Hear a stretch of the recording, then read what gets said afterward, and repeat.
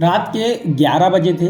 भोपाल के विधायक विश्राम गृह के मेन गेट पर एक युवक खड़ा था। उसे समझ नहीं आ रहा है कि कहाँ जाएं, किससे मिले। कुछ देर बाद वहाँ मेन गेट से अंदर दाखिल होता है। रिसेप्शन पर मौजूद लोगों को अपना परिचय देता है। मैं कमलेश्वर डोडियार, सेलाना से विधायक हूँ। रिसेप्शन पर मौजूद लोग कागजी कार्रवाई पूरी करते हैं और कमलेश्वर डोडियार को उनके कमरे की चाबियां थमा देते हैं। विधायक बनने के बाद कमलेश्वर डोडियार का भोपाल में ये पहला अनुभव था। विधायक विश्राम गृह के कमरे में सामान रख कर वे बाहर आए। जब हमने उनसे पूछा कमरा नहीं मिलता तो क्या करते, बोले तिरपाल लगाकर यहीं सोने की तैयारी थी, फिर सुबह देखते क्या करना है। दरअसल विधानसभा से जुड़ी औपचारिकताएं पूरी करने कमलेश्वर को शाम 4 बजे तक भोपाल पहुंचना था, लेकिन उन्हें कार नहीं मिली तो वे दोपहर 12 बजे रतलाम से बाइक से रवाना हुए। 10 घंटे में 350 किलोमीटर का सफर तय कर भोपाल पहुंचे। विधानसभा की दहलीज पर पहुंचे तो लोकतंत्र के मंदिर की सीढ़ियों पर दंडवत हो गए। विधायक बनने के बाद अब कमलेश्वर की प्राथमिकताएं, चुनौतियां और भविष्य की योजनाएं क्या है, इसको लेकर हमने सिलसिलेवार उनसे बातचीत की। हमने उनसे पूछा बाइक से भोपाल आए मगर दिल्ली बंगाल की यात्राएं हवाई जहाज से करते हैं। इस सवाल के जवाब में कमलेश्वर ने कहा पहली बार हवाई जहाज में बैठा तो आरटीआई एक्टिविस्ट दोस्त ने मेरा टिकट करवाया था। मैंने दिल्ली में एक वकील के यहाँ इंटर्नशिप की जिससे मुझे 40,000 रुपये मिले थे। इन पैसों से भोपाल तक फ़्लाइट का टिकट बुक किया था। जब बहुत ज़्यादा इमरजेंसी होती है तो मेरे दोस्त फ़्लाइट का टिकट बुक करते हैं। मैं दोस्तों से कहता तो वे सेलाना से भोपाल तक कार का बंदोबस्त भी कर देते।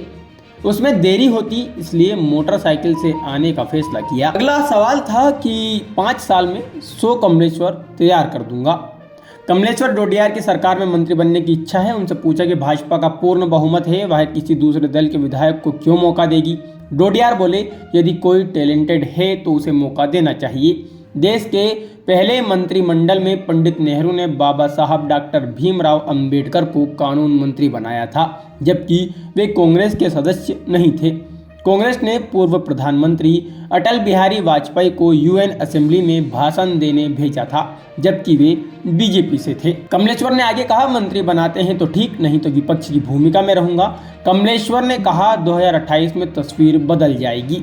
47 विधायक तो एसटी कैटेगरी के हैं। 25 से 30 सीटें ऐसी हैं जहां आदिवासी वोटर निर्णायक भूमिका में हैं।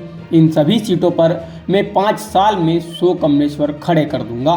उनसे पूछा कि क्या पार्टी ने बीजेपी का समर्थन करने के लिए कहा है, तो वे बोले चुनाव जीतने के बाद मैं अपनी पार्टी के राजस्थान स्थित दफ्तर गया था।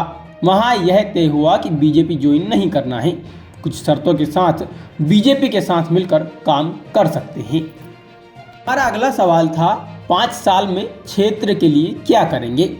डोडियार ने कहा मैं खुद का विकास नहीं करूंगा, लेकिन मेरा कार्यकाल पूरा होने से पहले क्षेत्र की जनता को विधायकों के बराबर अमीर बना दूंगा। मैं आज भी जमीन पर हूं, कल भी जमीन पर रहूंगा। मेरे क्षेत्र के 5 लाख लोगों की सेवा के लिए मुझे 24 घंटे काम करना है। लोगों को जो मूलभूत सुविधाएं मिलना चाहिए वो नहीं मिल रही हैं, उनका हक दिलाना मेरी प्राथमिकता होगी।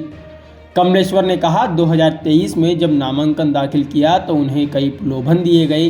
कांग्रेस पार्टी के नेताओं ने कहा था कि पैसा ले लो, गाड़ी ले लो, लेकिन चुनाव मत लड़ो। मैंने उन्हें जवाब दिया कि मेरे क्षेत्र में 4 लाख लोग रहते हैं, सभी को 1-1 करोड़ रुपए दे दो, सभी का विकास हो जाएगा, मेरा काम भी खत्म होगा और मैं समाधि ले लूंगा। कमलेश्वर डोडियार के माता पिता मजदूर हैं, उनका राजनीति का कोई बैकग्राउंड नहीं रहा है। कमलेश्वर डोडियार ने कहा 6 भाइयों में से सबसे छोटा हूँ।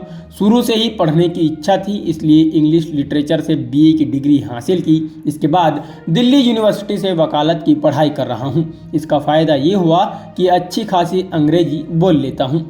उनसे पूछा कि राजनीति में कैसे दिलचस्पी हुई, तो उन्होंने कहा अमेरिका के पूर्व राष्ट्रपति बराक ओबामा को देखकर राजनीति में दिलचस्पी जागी। 2018 में तय किया कि राजनीति में आना है। शुरुआती 3 महीने तक बस से एक गांव से दूसरे गांव तक सफ़र किया, गांव के लोगों से मिलना शुरू किया, उनकी समस्याएं जानी।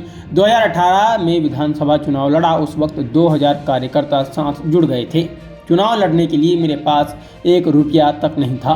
दोस्तों की मदद से ये चुनाव लड़ा, हालांकि 18,000 वोटों से चुनाव हार भी गया। इस बार भी चुनाव के लिए मुझे ज़्यादा पैसों की ज़रूरत नहीं पड़ी।